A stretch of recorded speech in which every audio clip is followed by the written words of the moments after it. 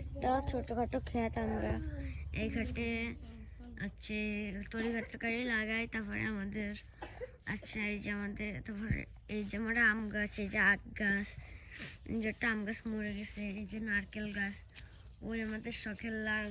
এই জায়গা শাক সবজির পাতা, ওই জায়গা আবার গাঁদা ফুল গাছ, বেগুন গাছে বেগুন ধরেছে। আর কি বলবো, আরো অনেক সুন্দর সুন্দর আছে, বাঙ্গিও হয়েছে। দেখেন কত বড় একটা বাঙ্গি। আমাদের ক্ষেতের কোনো সার টার দেয় না, তা দেখেন পাইকে গিয়েছে। আর একটা ছোট বাঙ্গি, এটা পাকতে এখনো দেরি আছে।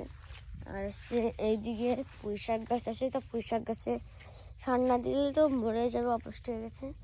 এই ঢেঁড়স গাছে ঢেঁড়স হয়েছে মোটামুটি।